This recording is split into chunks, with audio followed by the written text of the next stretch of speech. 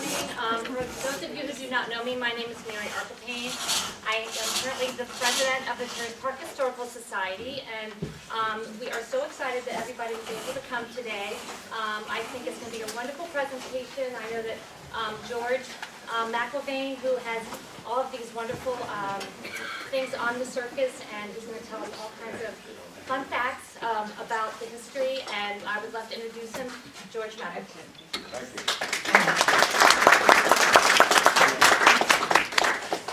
I hope you can hear me all right. I have a little sinus, and I want to thank everybody for coming today. We've had some delays. I ran into a gallbladder problem last October when we were supposed to do this initially, and I was laid up for about 11 days in the hospital. I won't go into gruesome detail, it happened a lot better now. And fortunately, I'm good enough now that I can take my wife to the hospital tomorrow so she can have some vein work done as a precursor to a knee replacement. So, and then after she gets finished, my daughter's going to have one.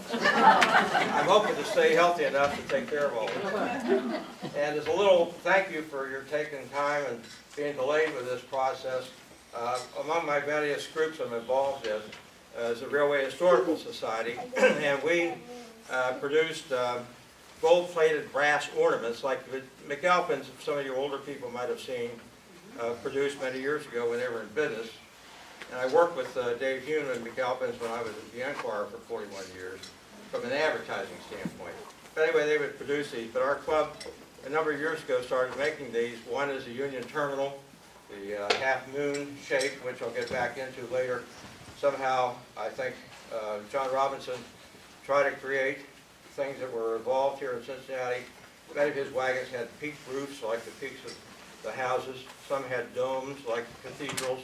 He had a half-moon exotic bird wagon, which kind of replicates the Cincinnati Museum's, or the Cincinnati Railway Center Union Terminal, for lack of a better word. And the other ornaments were Terrace, not Terrace Park, but the downtown Fountain Square with the trolleys that went around it. They're historically accurate. It was taken from a picture back in 1910, which is probably before you all signed, but it was a true replica, historically accurate, of the fountain. And finally I convinced him, because I wound up selling these ornaments because I've been in sales all my life, 41 years at the Enquirer, and now I'm selling advertising on the internet for civilwar.com.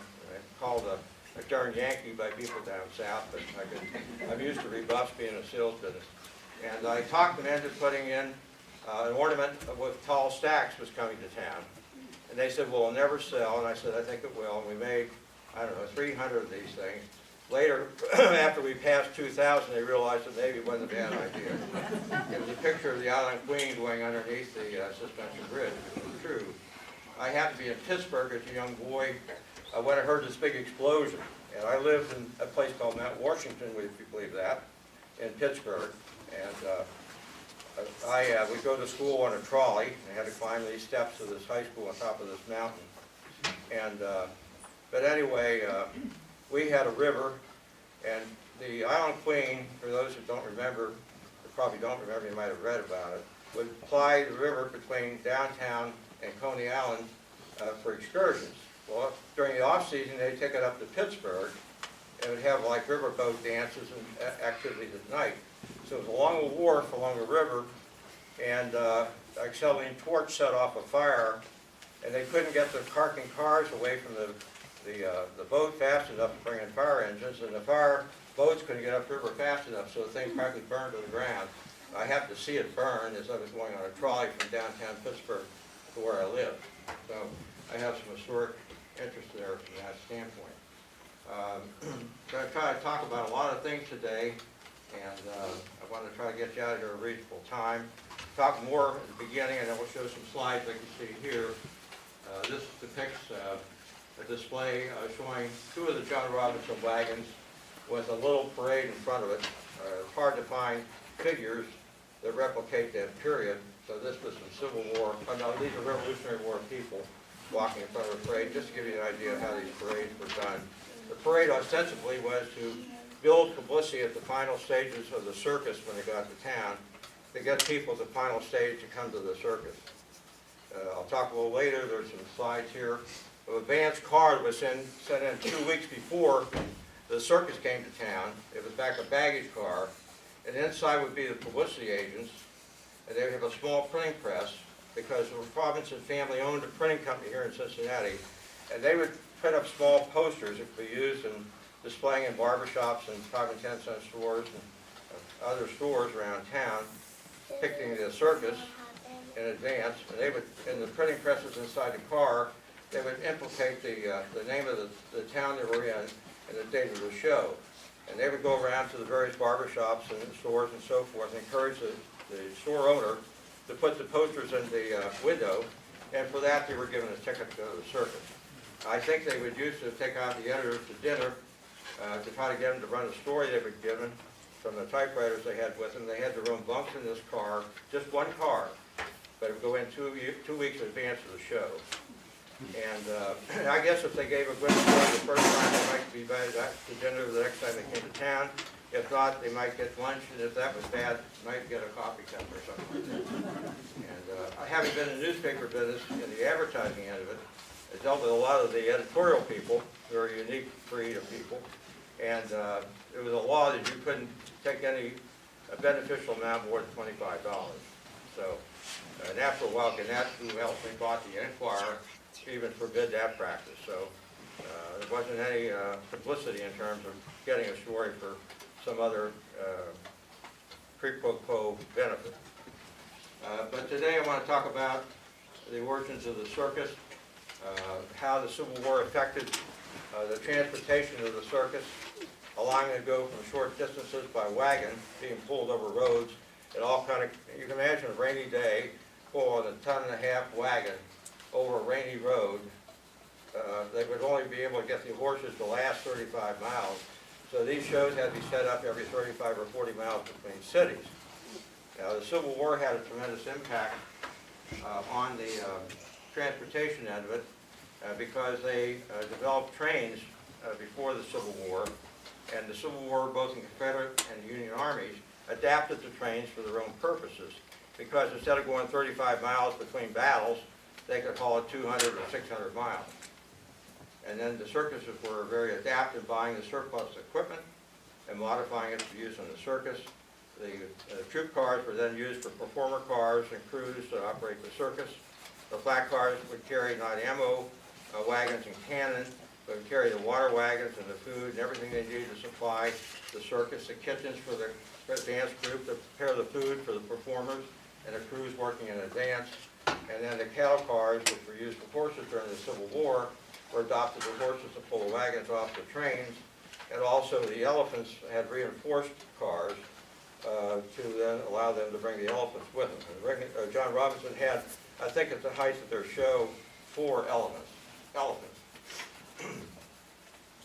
Then I want to talk about the different sections of the train, which I alighted to a little bit in the fact that they had the advanced car. And then the original show, I think from John Robinson, ran from 1842 to 1911. And I think the circus holds the longest record of a single-family managed system, maybe notwithstanding Ringling Brothers. But that's been sold now to another family, so they're not really directly involved with Ringling Brothers anymore. And for those of you who are not up to the circus activity, the Ringling Brothers is here in town. And just an aside, I had a rare opportunity being a railroad buff and a circus buff to go aboard the train and see the trainmaster and see his quarters and see the car he had with him. He was completely taken care of a machine shop they have with him. They have machine tools, they have saws and bolts and nuts and everything possible to operate the train. He has hooks which they can use to hook underneath the cars and lift them off the axles. They have pre-positioned axles and equipment around the country they can bring in, lift the car off its wheels, put new wheels on, and carry on. So it's a very mechanized, very professional operation. They had a little challenge this year because they didn't get in on Tuesday night like they were supposed to. Many people were disappointed about it. And they didn't get in until, I think, 8 o'clock Wednesday morning. And they had to haul all their equipment from the Lincoln Airfield Station where they had the passenger cars. And all the flat cars had all these wagons they used for concession stands and the lights and equipment for the circus at the U.S. Bank Coliseum. they had to haul that from Lincoln Field all the way down to the Coliseum by a series of like 20 little tractors hauling 4 wagons at a time. They had to do that at 8 o'clock in the morning. The animal cars with the elephants and the horses were down by the Coliseum, but I think they were 10 minutes late for a 7 o'clock show that night because of it. But that's how mechanized they are today. But you have to remember that Robinson had to bring these advance car in for the publicity. The second stage, which we'll talk about later, had the wagons with the canvas and the poles. They had the food and water for the kitchen burners and stoves, and then they would have cars with the animals aboard, heavier reinforced cars for the elephants because they weigh 1.5 to 2 tons. So this family existed and operated the circus 1842 to 1911, and then the last generation ran it until 1927 to 1929. And due to a series of catastrophic events with the Depression, it forced John Robinson to eventually sell 10 wagons, which was a blessing in disguise, because they were the only existing wagons were left as they finally lacked them of this scenario. And then things got so bad he had to sell the rest of the circus in 1929. And I'll talk about that a little later. But before I go any further, I want to thank you to the staff at the Terrace Park Historical Society, a wonderful group of people, very professional, very dedicated to what they're doing. And I've had a chance to work with Peru, Indiana, the last home, resting place, so to speak, of the John Robinson Circus. I've been up to Baraboo, Wisconsin, where the Ringling Brothers had their winter quarters. I've dealt with the Cincinnati Museum Center, and even our Entertainment Junction Center, where we have a library. All these people, very professional, dedicated people, and your staff, I think, equals any of that. Tina Hesser was very helpful to us. Susan Frank, I met early in the game, and she was very supportive and publicity. I met Dr. Miss Rogers on the phone. I met her today officially, and Susie Ricketts has been very helpful. And I think Miss Milam, if I'm not mistaken, and a gal by the name of Miss Jones, I may have that wrong, was very helpful to us when we had a little talk with the 3rd graders from one of the schools here. They were cute, about 2 dozen of them, and boys being boys, they shoved the girls out of the seats, and being a father, I almost said something, I thought, no, I better keep my mouth shut about this. But they were helpful in controlling this crowd, but very cute, very interested, and some of the little gals would say, well, I live on a road where the elephants used to roam. And one of them told me a story which I think was accurate. I think it was depicted in one of the Terrace Park historical stories that's on Google. There's Terrace Park 1 and 2 about the Robinson Circus. A gentleman here today said he has another book that I don't have on the Robinson show.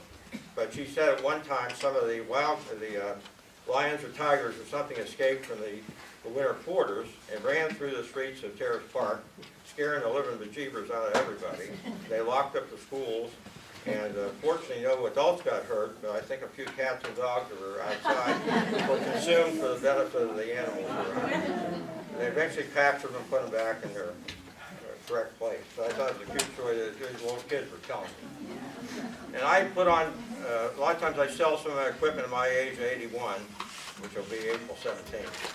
And I've collected so much. And my wife, Sally, who's with us today, I don't know where she's sitting, there in the back over there, has been very patient with me because when I'm building these things, I've got stuff all over the family room, parts and straws, and she's very patient for over 54 years, tolerating my interest in this hobby.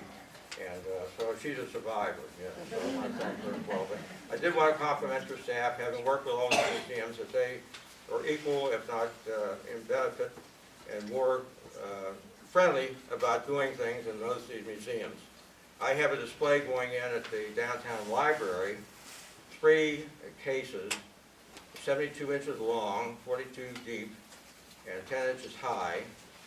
And I wanted to replicate the Ringling Brothers Circus, which was my hallmark when I was a kid. After World War II, my father took me down to Ringling Brothers in Pittsburgh, where I came from. And I always enjoyed this 300-foot tent. They had to bring all their seats in on flat trucks, and they were board the train. They had a menagerie, which was an animal tent, and one of my favorite animals was Gargantua the gorilla. And I can tell you if we have enough time about a story about that. And he's one of my favorite animals in the circus through all these years. Of course, he long since has passed on.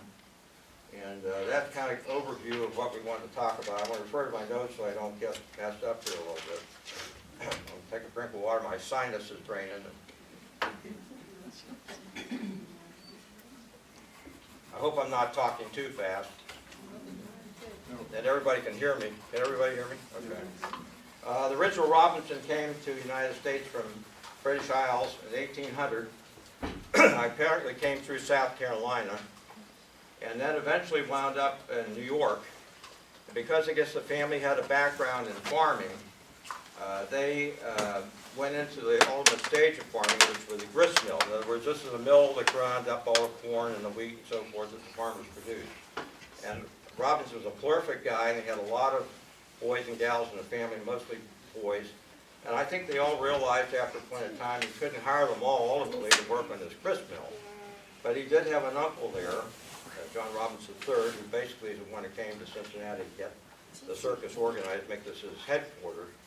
He went to his uncle's farm and worked there on the farm and became very proficient with the horses and the animals of the farm, and saddled them and broke them and trained them for the farmer, so they would plow the fields and everything else. So he got very familiar with the horses, and he realized after a while that between the uncle's family and these other boys, that they all couldn't be hired by the farmer. So he was going to look for greener pastures. So he ran away and joined the Colonel Page's Menagerie. Now, Menagerie is a show ostensibly about animals.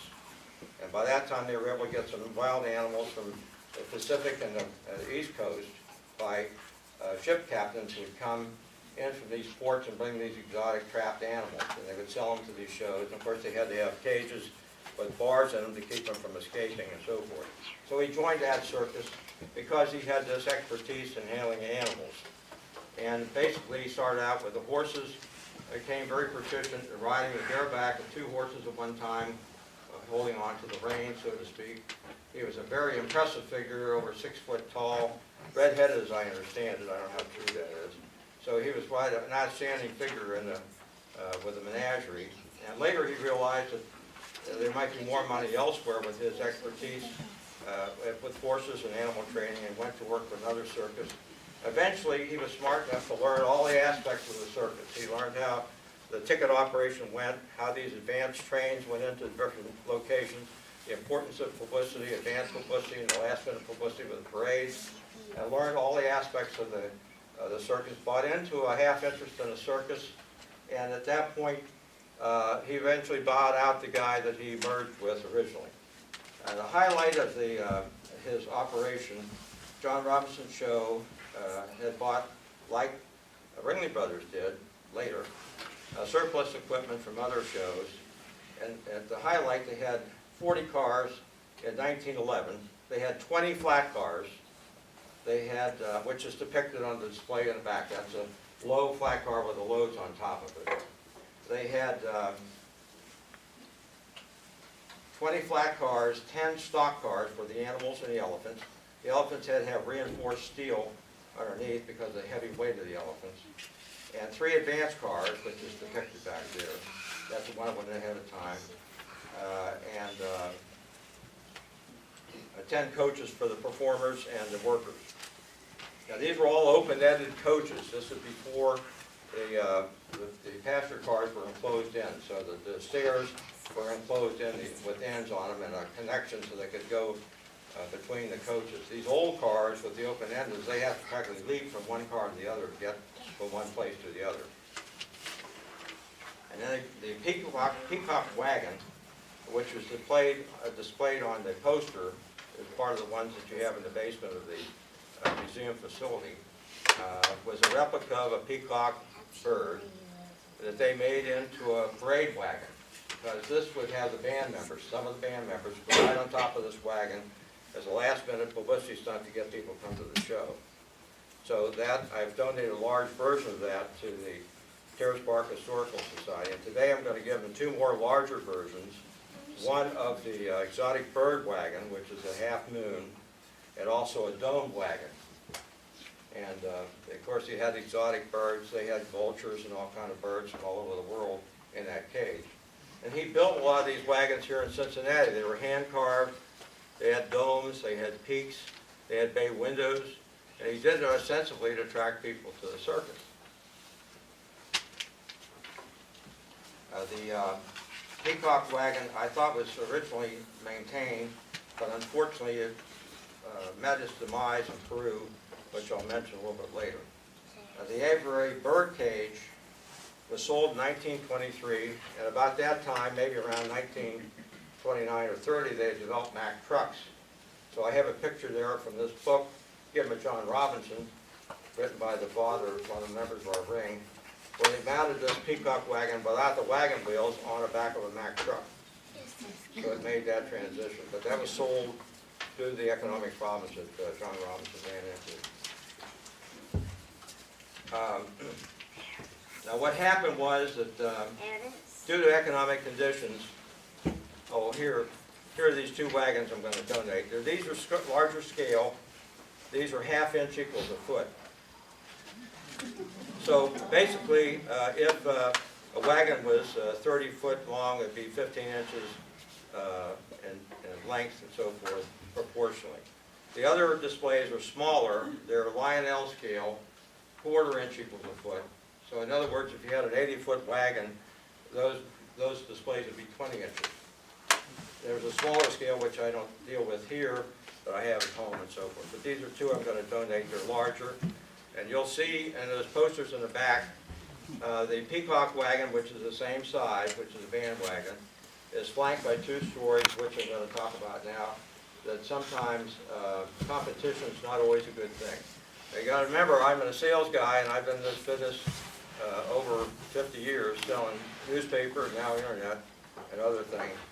And so I believe in competition. I was a military officer, and they were told to defend when you had to, advance when the opportunity existed. So I'm rather aggressive as far as that's concerned. And I was trained by Korean airborne rangers that had been in the conflict over there in the war. And then I was in reserves for about 8 years. Never had to serve in combat. We were disbanded after the Berlin crisis, but I was benefited by training there. It's a fine institution. It trains an awful lot of people. But that's a story in itself about the Army, but I won't get into that. But anyway, what happened was that Ringling Brothers was very competitive with Robinson. I think Robinson was with the trains, because they were able to adapt the train and go further, got into New York, took over the equivalency of like Madison Square Garden, not what it was back in 1927, but they had facilities like that. He would take it over for 6 weeks, and he sapped up a lot of the money that was available. I think in New York they had more money than that, but Ringling Brothers resented getting there before he did and dealing with taking the money out of the marketplace. And then Ringling Brothers got the crumbs of the left. So that was always in his craw. No, it's not the John Ringling North that exists today. He sold to Feld Enterprises that runs Disney on Ice and some other enterprises. But John Ringling North is the one that donated his home as a museum in, I think, Naples, Florida, and has contributed a lot. He reserved and saved a lot of these 10 existing wagons, and so he's much more appreciative of the historic value of the circus than the earlier members of the Ringling Circus did. What happened was that Robinson had sold off these 10 wagons. In 27, to stave off, he thought, the financial ruin. But they were very involved in banks and other enterprises at that time. The banks were not the best place to be in either during the Depression years, and so I think they suffered. And so to stave off this pending Depression problems, he sold off these 10, but that wasn't enough. In 1929, he had to sell off the rest of the show. And he sold it to an outfit in Peru called Hagenbeck Wallace, one of the other 5 leading railroad circuses. And there was Cole Brothers up there, and a number of others, including Ringling Brothers. And Hagenbeck Wallace got in trouble. They sold the American Circus, which was an amalgamation of about 3 circuses wound up in Peru, Indiana. And they also went bankrupt, had to sell the Ringling Brothers. So what did Ringling Brothers do? He took all these amalgamated wagons, put them in Middlefield, and burned them to the ground. Imagine these historic peaks and domes and bay windows. hand-carved wagons, ostensibly he said because they needed the metal for the World War effort. Well, this was in 1932, after World War I was over. World War II hadn't started, so that credence, that story had no validity. So that's why I say sometimes competition, even though I'm a competitive person, is not always the best thing, because Ringling Brothers, I think, resented the competition. And for that reason, I think, and also the fact that these wagons we kept out in the field in the winter. And these were winter quarters, whether it be in Baraboo, Wisconsin, or here in Cincinnati. And the weather has a tremendous impact on wooden wagons. So I think it was a maintenance issue. And about that time, the advent of steel wagons with hard rubber tires came into play, and they thought that was a much more economical way to do things. By that time, they had, I guess, radio, and they were going to do advanced publicity that way, so they didn't need the advanced cars and this big parade of wagons. And so they felt, let's get rid of the wagons. Plus, I think they were afraid, too, that somebody might buy these very exotic wagons and go in competition with them. For one of those three reasons, he burned all 100 and some wagons to the ground. And that's why there was only 10 of these wagons left. As I indicated, fortunately I had a friend in the circus model builders who had replicated the 3/4 inch equal to foot cars and wagons of the 10 remaining wagons and the passenger cars and freight cars and flats that were in existence. And when he passed, he offered this to the Cincinnati Museum Center. Stop me if I repeat myself, but he offered the Cincinnati Museum Center. And because they get so perstickety about some of these things, they said, we don't want it because it's too big. So if you'll redo it, and it took them 10 years to build this circus. If you'll rebuild it in O scale like Lionel, we'll take it. And he said, I'm not about to do that. And then he died. And one of my other friends from the model builders bought the entire show from the relatives for a song, took it down, that's his personal collection in West Virginia. But he's a good enough friend of mine that he made me photos of these wagons that existed, and the passenger cars, flat cars, and animal cars, sent me the photographs. I built wooden frames in O scale, and I have replicas back there. And I'll be here after the show is over to talk about any of these things. And you can see how I built them from scratch out of wood, glue these cardboard color sides to it, because it's the only way I could do it. And so that was a blessing. So unfortunately, a lot of those things went bye-bye with the Ringling Brothers eliminating the equipment. Now, I mentioned that I had benefited the fact that because of some connections, a friend of mine who's also a model builder and a collector of trains was a C&O yardmaster, and he knew the head of transportation for Ringling Brothers. So I sweet-talked him to getting me the name of this guy, and he liked Skyline chili. So I sent him 2 packages of Skyline chili, and he put me in contact, quid pro quo, with the train master who came into Cincinnati. And I told a lot of my friends, if you want to see a circus not paid for, you can go down to across from Lumpkin Airfield. And today, if you get out of here quick enough, you might be able to go down across from Lumpkin behind Dinner Distributing. You'll see all the passenger cars that they come in on. They have 35 passenger cars. They have 19 flat cars. And they have 4 animal cars down by Montgomery and Boathouse. And because, for some reason, I never got a chance to ask him, they didn't get in Tuesday night to set up the show. They didn't get in at 8 o'clock Wednesday morning. And they had to haul 4 wagons per 19 flat cars from that location down to U.S. Coliseum Wednesday morning. And the animals, because PETA, which they're trying to protect animals, had complained about the mistreatment of these 4 elephants walking from these railroad cars down to the Coliseum, which is, I don't know, 3 blocks. They had to unload the elephants, load them on a truck, and haul them down there so their feet wouldn't get hurt. And so this poor train master was going crazy, being over, I guess, 18 hours late.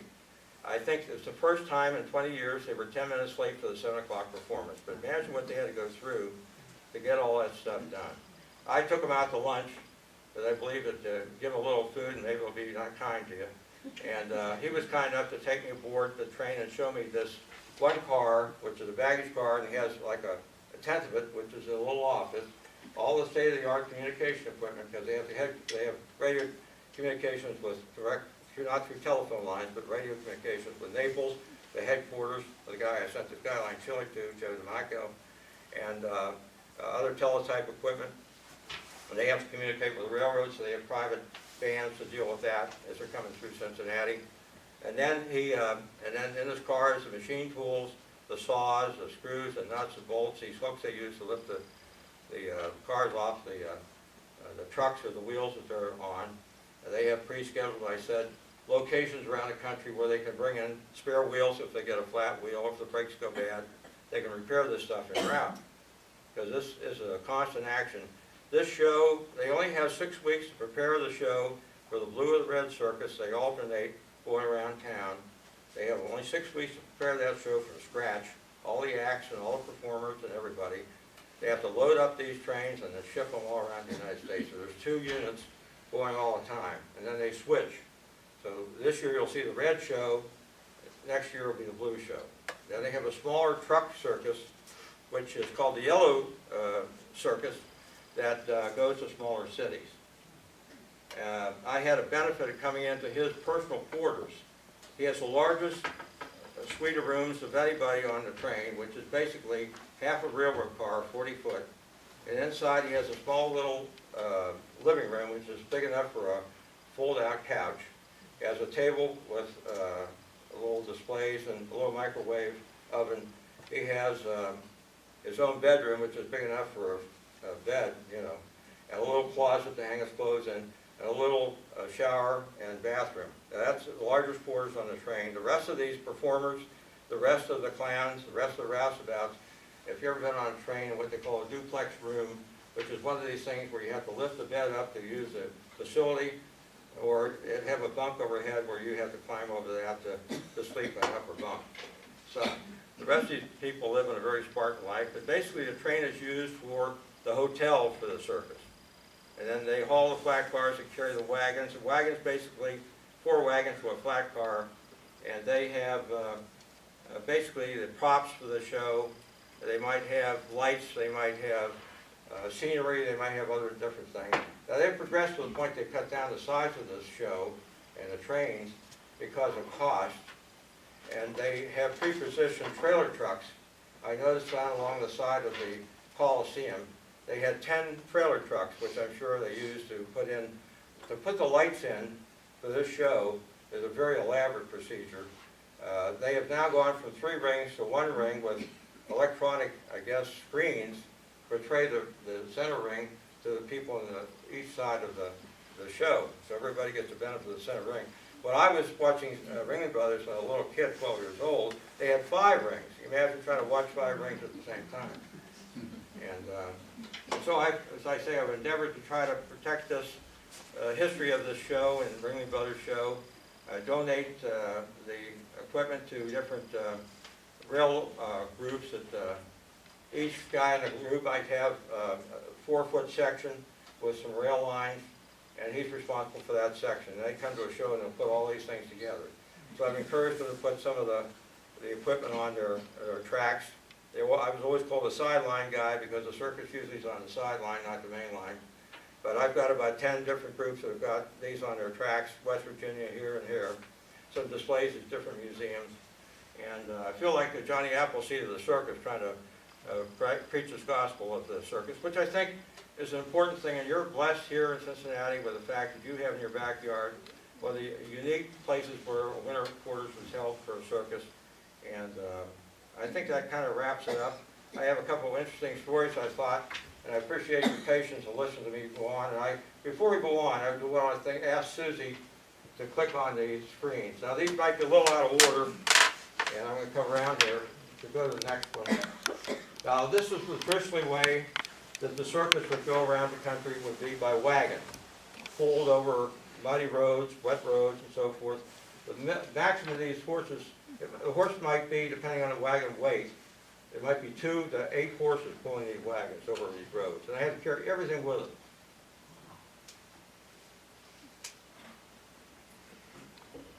This shows you I don't know whether you all can see it or not, but that is showing how, with models, how the Union and Confederate forces traveled by train.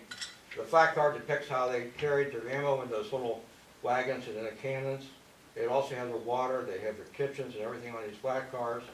The cattle car ostensibly was used for the horses to pull the wagons off the the flat cars, and then on to a position of battle. And of course, the passenger car was used for the troops. This is just another duplicate. Go ahead. This is one of the advanced cars. It's depicted in the back.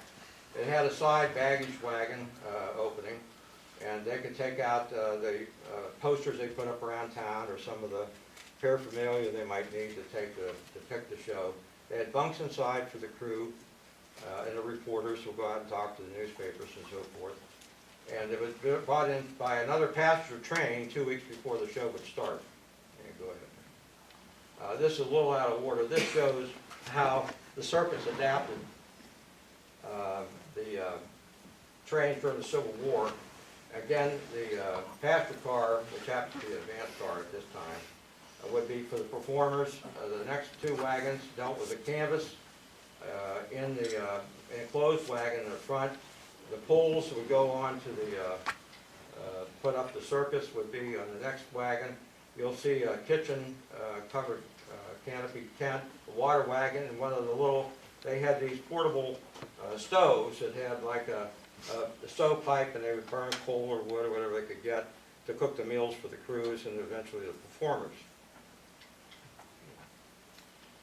This shows a parade wagons that would be aboard the final unit. It's a little out of order, but this shows the cattle wagon would have an elephant sticking out the door, on whether kids can see that or not. And then it would have one of the bay window wagons, the white one. And then the next is exotic bird cage, which replicates the Cincinnati Museum, or the Railroad Union Terminal, I meant to say. They had exotic birds in it. The next is the peacock wagon, replicated after a peacock, and the band members would sit on the very top in a kind of a stair-stepped arrangement to be paraded down through town to create attention to the circus. And then that's another cage for wildcats, or they would have lions or tigers in there and so forth. This now are some random displays that I shot for your benefit to show you what's down in the museum center, which slightly differs from what I have out here. This somewhat duplicates it, but not completely.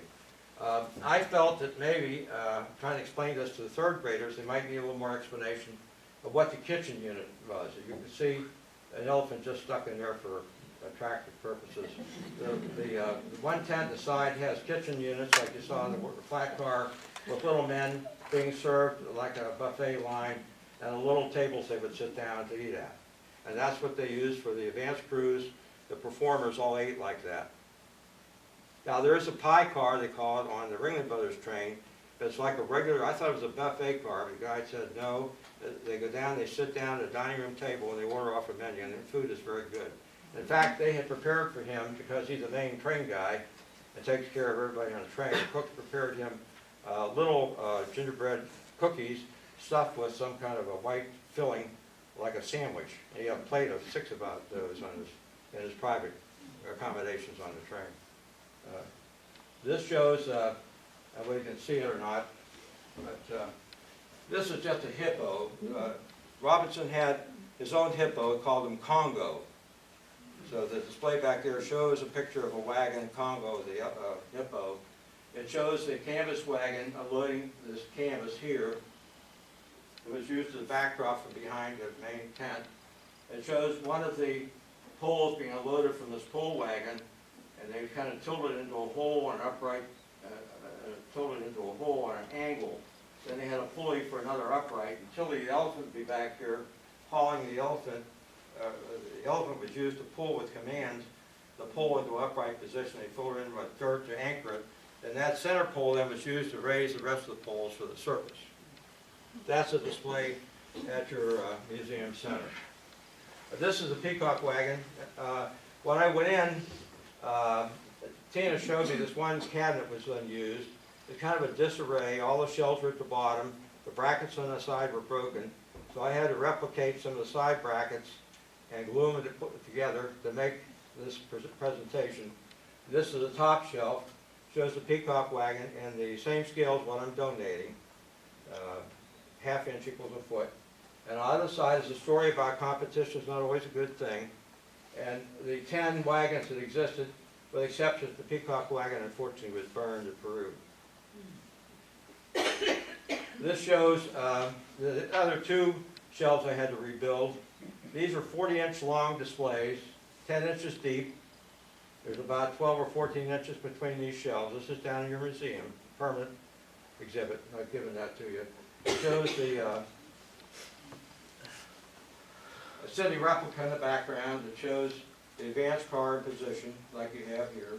It shows the hippo wagon being taken off, and they would use these horses on the side to slide. Somebody would hold on to the tongue of that wheel, and they would then use the horses to pull the wagon off, put it onto a parade. I have a couple guys cleaning up after the elephants, you can see here. Got a little realism. Now these elephants, the elephants and the horses and the men, were all plastic kits I bought. So they aren't anything I built. But the rest of these are kits I built.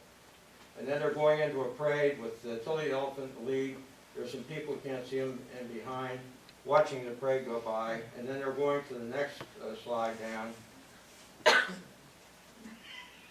which is a tent showing the acrobats being dangerous enough to perform over a lion cage with a performer inside and other rings on the side. The menagerie tent, the animal tent to the right, with the hippo wagon and Tilly the elephant, some clowns performing outside, and even a little popcorn stand here in the background. These are two 40-inch by 10-inch displays.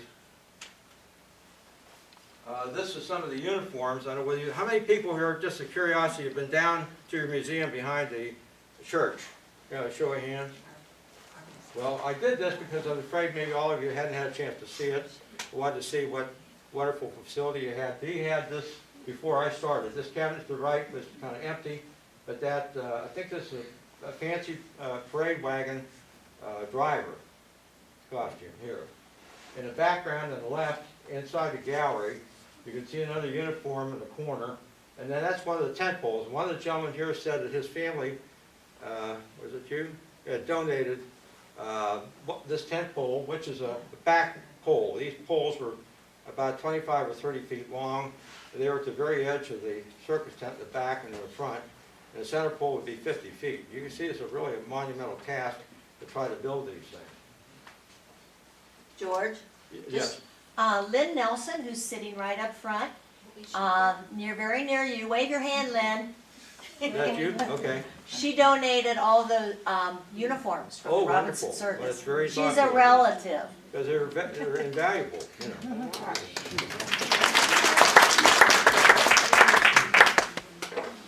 Now these shelves above it were empty, and I put in a couple more displays. I don't know whether these pictures show that or not. The next one.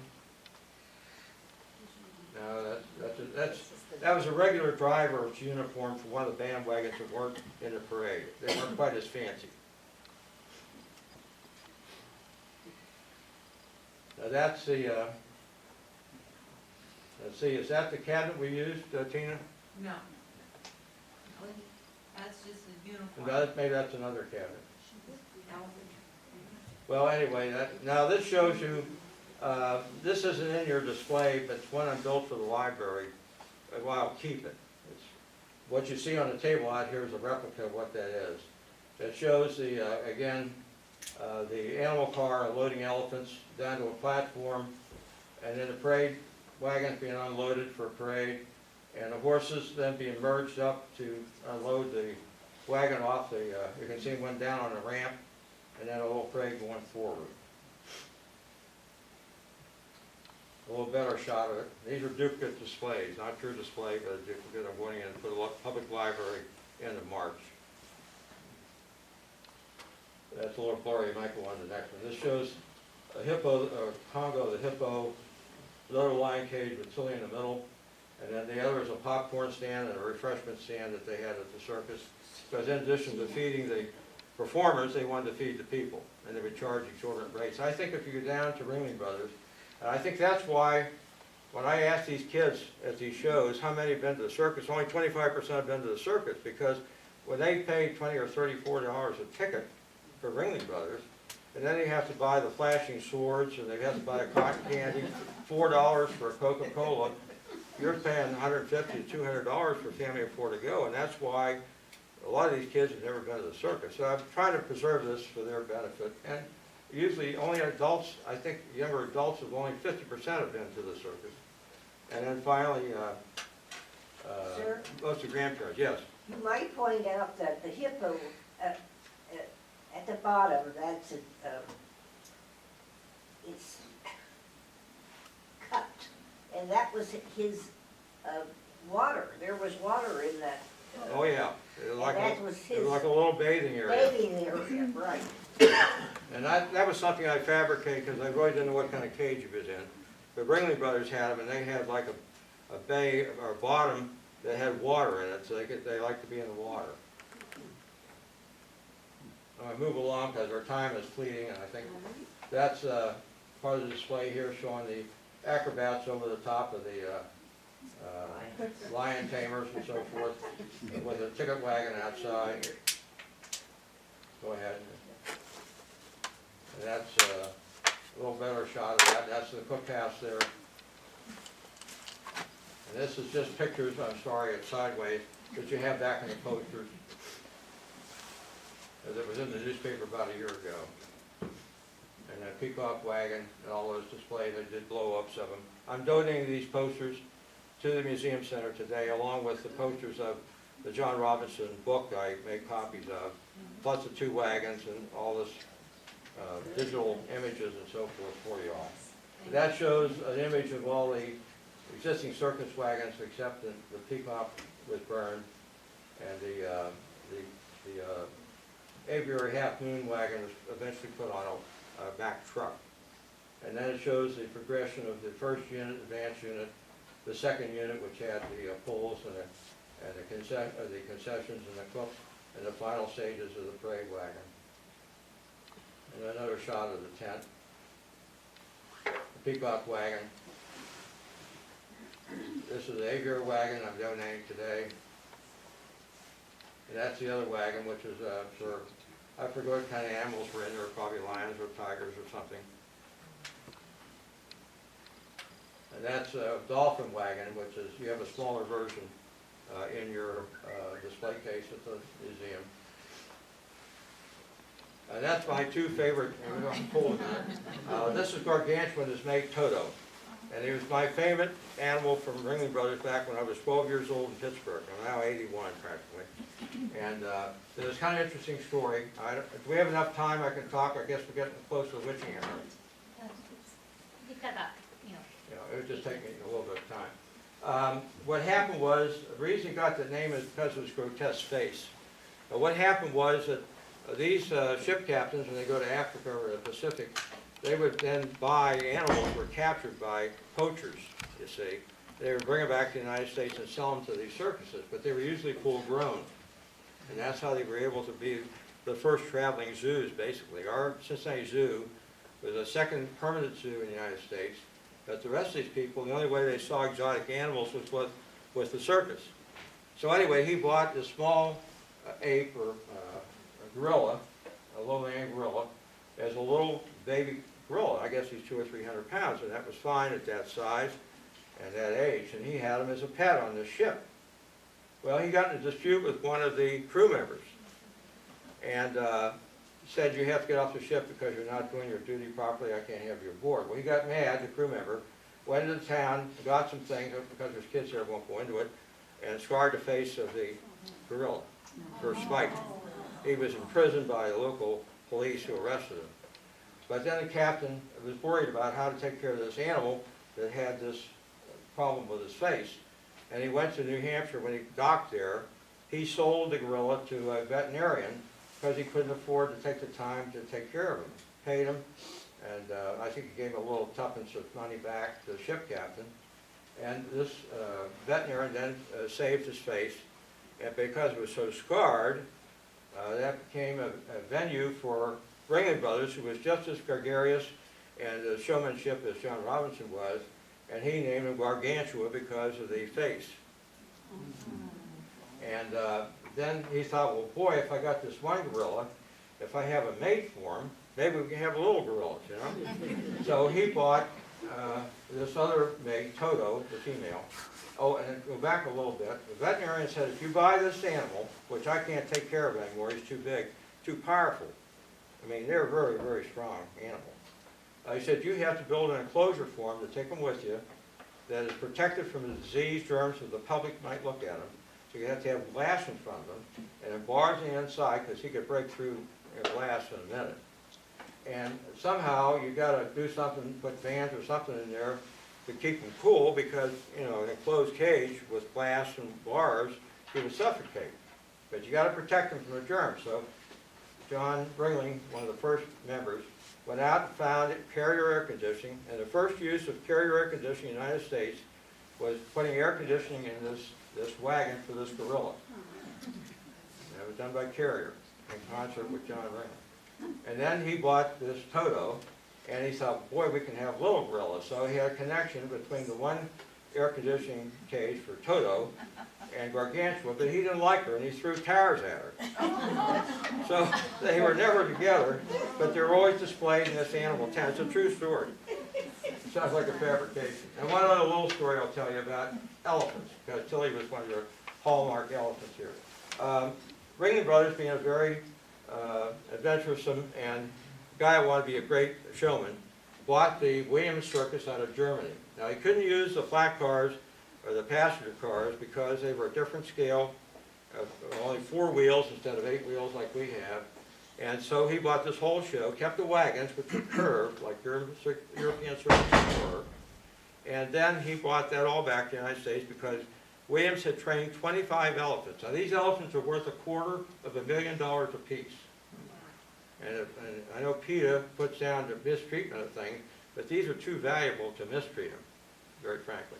And I know some circus people, they value and they prize these animals and take very good care of them. Well, anyway, he had these 25 elephants, he had tigers and lions, and he trained all these animals, a premier animal trainer in the United States. And he brought them back, and he would be depicted in the circus ring riding on an elephant, on top of the elephant, holding a leash with a tiger on top of the elephant. They'd do posters of this to try to promote this whole thing. Well, anyway, one of the funny stories was another circus here in Indiana, a one-ring circus, used an elephant to help put up the tent poles, as Kelly Miller used to do.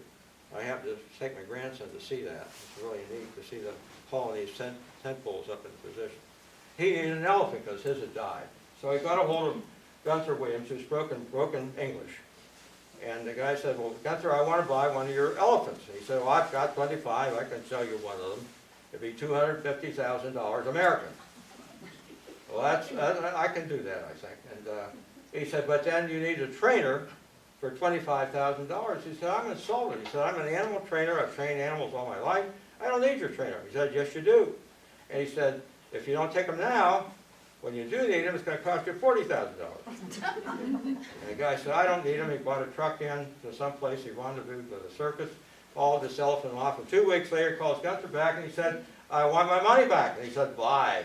He said, because he won't do anything I asked him to do. And he said, that's why you need a trainer. He only understands German. True story. So I'll let it go at that. If you have any other questions, I'll be back at the table.